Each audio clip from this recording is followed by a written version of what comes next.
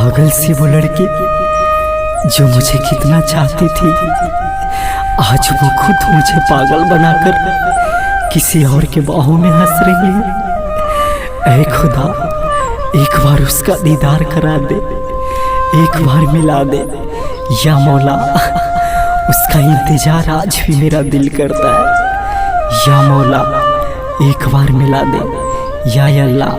हंसते हंसते अपनी जिंदगी का सांसें तोड़ दूंगा, एक बार दीदार करा दे या मौला।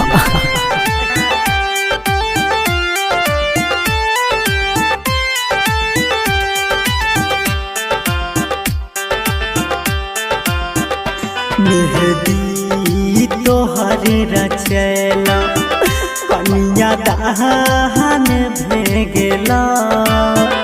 मेहदी तोहर रचैला कनिया दहन भेगला। जहिया से गेल दुनिया मोर वीरान भेगला। जहिया से गेल दुनिया मोर वीरान भेगला। दिलवा के सजल सपना सपनीला हम भेगला। दिलवा के सजल सपना सपनीला हम भेगला। जहिया से गेल दुनिया मोर वीरान भेगला। जहिया से गेल दुनिया मोर वीरान भेगला।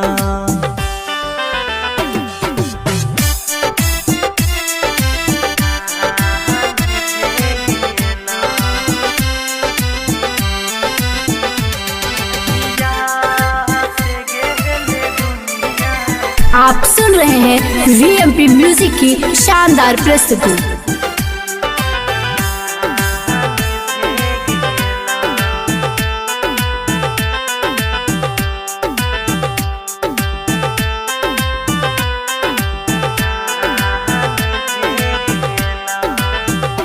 अपना पिया के संगे तू तो गेला ही अपन देश। अपना पिया के संगे तू तो गेला ही अपन देश। मिला हमरा किनारा भेलियो पागला के भेष।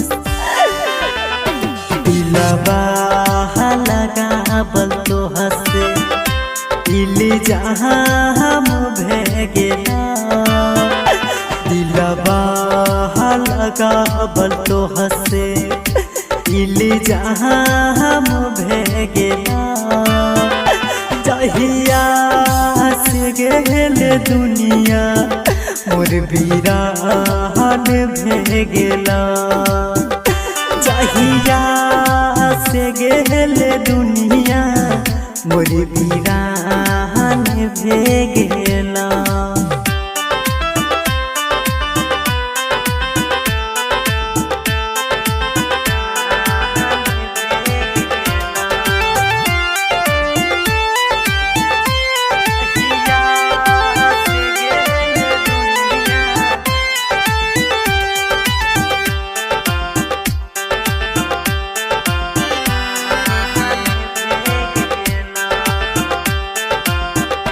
किस्मत में ना तू रहल अपनाइल कऊ पराकाश। किस्मत में ना तू रहल अपनाइल कऊ रवि पराकाश। निरमल विनय के जिए के ना रहल कौनो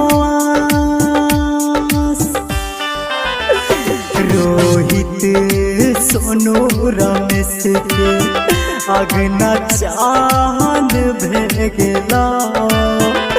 परदीप बाबा के रनिया अगना चांद भे गेला जहिया से गेल दुनिया मोर वीरान भे गेला जहिया से गेल दुनिया मोर वीरान भे गेला